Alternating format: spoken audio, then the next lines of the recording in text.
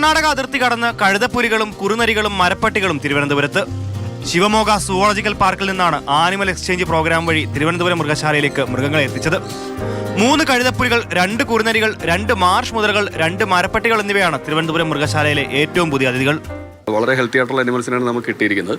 പോരാതെ തന്നെ അവരുടെ ഡോക്ടർ ഇതിനെ അക്കമ്പനി ചെയ്തിട്ട് വന്നിട്ടുണ്ടായിരുന്നു. അദ്ദേഹം നല്ലൊരു ഹെൽത്ത് റിപ്പോർട്ടാണ് തന്നേക്കുന്നത്. ഫർദർ ടെസ്റ്റുകളൊക്കെ നമ്മൾ ഇവിടെ നിന്ന് ചെയ്യും. പകരമായി 4 റിയ പക്ഷികൾ, 6 സൺകുനൂർ തത്തകൾ, 2 മീൻമുതലുകൾ, 1 കഴുതപ്പുലി, 4 മുള്ളൻ പന്നികൾ എന്നിവയെ ശിവമോഗ സുവോളജിക്കൽ പാർക്കിലേക്ക് നൽകും. ഓഗസ്റ്റിലാണ് ഞങ്ങളിത് പരിപാടി തുടങ്ങിയത്, ആരംഭിച്ചത്. അങ്ങോട്ടും ഇങ്ങോട്ടും കമ്മ്യൂണിക്കേഷനും പിന്നെ സെൻട്രൽ അതോറിറ്റിയുടെ അനുമതിക്കുമൊക്കെ ആയിട്ട് കുറച്ച് സമയമെടുത്തു. പിന്നെ അവിടെ നിന്ന് ഒരു ടീം വന്നു. നമ്മളിവിടുന്ന് ഷെയർ ചെയ്യുന്ന അനിമൽസിൻ്റെ എല്ലാം കണ്ടു, ബോധ്യപ്പെട്ടു. അവർ തിരികെ പോയി. പിന്നെ ഞങ്ങളുടെ ടീം അവിടെ പോയി അവിടുത്തെ അനിമൽസിനെയും നിരീക്ഷിച്ചു നമുക്ക് ആവശ്യമുള്ളവയെ തിരഞ്ഞെടുത്തതിന് ശേഷമാണ് ബാക്കി കാര്യങ്ങൾ മുൻപോട്ട് കൊണ്ടുപോയത്. ആകെ 91 ഇനം ജീവവർഗ്ഗങ്ങളുള്ള വലിയ മൃഗശാലയാണ് തിരുവനന്തപുരത്തേത്. ഇപ്പോൾ എത്തിച്ച മൃഗങ്ങൾ കൂടിയാകുമ്പോൾ 94 ഇനങ്ങളാകും. മൃഗശാലയിലേക്ക് കൂടുതൽ മൃഗങ്ങളെ എത്തിക്കുന്ന ചർച്ചകൾ അവസാന ഘട്ടത്തിലാണ്. ഇതിൽ ചെന്നൈ വണ്ടൂർ മൃഗശാലയുമായുള്ള എക്സ്ചേഞ്ച് നടപടിക്രമങ്ങൾ കൂടി പൂർത്തിയായിരിക്കുകയാണ്. അതുകൂടി പൂർത്തിയാകുന്നതോടെ 100-ലധികം ജീവവർഗ്ഗങ്ങളുള്ള മൃഗശാലയായി തിരുവനന്തപുരത്തെ മൃഗശാല മാറും. മാതൃഭൂമി ന്യൂസ്, തിരുവനന്തപുരം.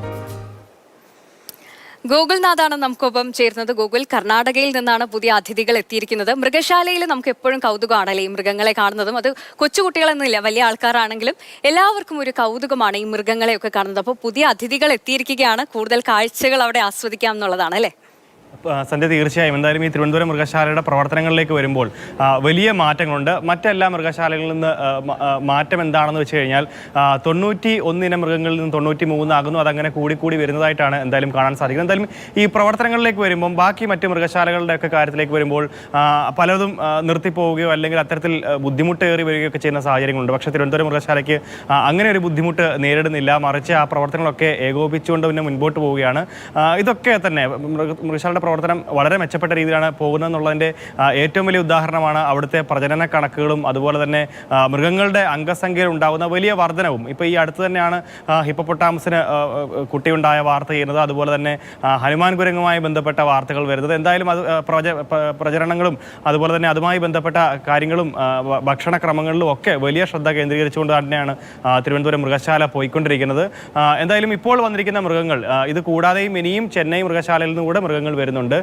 അപ്പോൾ മൃഗങ്ങൾ വരുമ്പോൾ എന്തായാലും ഈ മൃഗശാലയുടെ ആ വലിപ്പത്തിലും അതുപോലെ തന്നെ ആ കാര്യങ്ങളിലും കാഴ്ചകളിലും ഒക്കെ കൗതുകം ഉണ്ടാകും. കൂടുതൽ കൗതുകത്തിലേക്ക് ആളുകളെ നയിക്കുമെന്ന കാര്യത്തിൽ സംശയമൊന്നുമില്ല. എന്തായാലും ഇപ്പോൾ എത്തിയിരിക്കുന്ന മൃഗങ്ങൾ 21 ദിവസം ക്വാറന്റൈൻ ആയിരിക്കും. അതിനുശേഷമായിരിക്കും അതിനെ പൊതുജനത്തിനായി തുറന്ന് കൊടുക്കുക, കാണാൻ സാധിക്കുക. എന്തായാലും അതുവരെ കാത്തിരിക്കേണ്ടതായിട്ടുണ്ട്. എന്തായാലും കൂടുതൽ മൃഗങ്ങൾ വീണ്ടും എത്തുന്നുണ്ടെന്നുള്ളതാണ് അറിയാൻ സാധിക്കുന്നത്. അപ്പോൾ ഈ മൃഗശാല പ്രേമികളെ സംബന്ധിച്ചിടത്തോളം അത് ആ കാഴ്ചയുടെ ഒരു വിസ്മയം, വീണ്ടും ആ ലോകം തുറക്കുകയാണ്. സന്ധ്യ, ഗോകുൽ ഇടയ്ക്കൊക്കെ മൃഗശാലയിൽ പോകുന്ന ആളാണോ?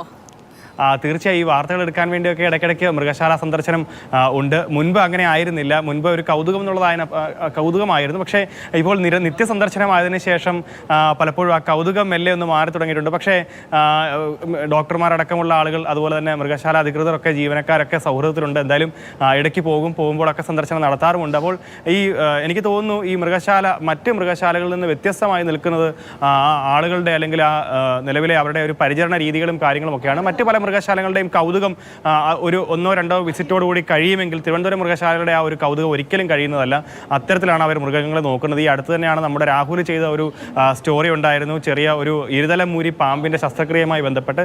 ചെറുതെന്ന് നമുക്ക് തോന്നുമ്പോഴും അത് തീരെ ചെറുതൊന്നുമല്ല. അതിനു വേണ്ടിയിട്ട് നടത്തുന്ന അതിൻ്റെ വൈദ്യപരിശോധനയും കാര്യങ്ങളും ഒക്കെയായി. എന്തായാലും ചെറിയൊരു ക്യാൻസർ ആയിരുന്നു, വായിൽ ക്യാൻസർ വന്ന ഒരു ഇരുതലമൂരിക്ക് നേരിട്ട ചികിത്സയും കാര്യങ്ങളും ഒക്കെ ആയിരുന്നു രാഹുൽ എന്ന് പറഞ്ഞു വെച്ചത്. അപ്പോൾ എന്തായാലും അത്തരത്തിൽ കൂടെ മികവാർന്ന പ്രവർത്തനങ്ങളാണ് തിരുവനന്തപുരം മൃഗശാല മുൻപോട്ട് പോയിക്കൊണ്ടിരിക്കുന്നത്. എന്തായാലും അതൊരു ബാക്കിയെല്ലാ മൃഗശാലകൾക്കും എനിക്ക് തോന്നുന്നു ഒരു മാതൃക തന്നെയാണ്. ആ മാതൃക പ്രവർത്തനമായിട്ട് തന്നെയാണ് മുൻപോട്ട് പോകുന്നതും. എന്തായാലും പുതിയ മൃഗങ്ങൾ എത്തുമ്പോൾ ആ കൗതുകത്തിനപ്പുറത്തേക്ക് ആളുകൾക്ക് കാണാനും അതുപോലെ കൂടുതൽ ആളുകളെ സന്ദർശകരെയൊക്കെ പ്രതീക്ഷിക്കുന്നുമുണ്ട് തിരുവനന്തപുരം മൃഗശാല. സന്ധ്യ, തീർച്ചയായും ഗൂഗിൾ, എന്തായാലും എപ്പോഴും മൃഗശാലയിൽ പോകുമ്പോൾ നമുക്ക് കൗതുകമാണ് ഈ മൃഗങ്ങളെയൊക്കെ കാണാൻ. ഇപ്പോൾ പുതിയ അതിഥികൾ എത്തിയിട്ടുണ്ട്. ഇവർ 21 ദിവസം ക്വാറന്റൈനിലാണ്. അതിനുശേഷം നിങ്ങൾക്കൊക്കെ ഇവരെ കാണാൻ പറ്റും. എല്ലാവരും പോയി കാണുക.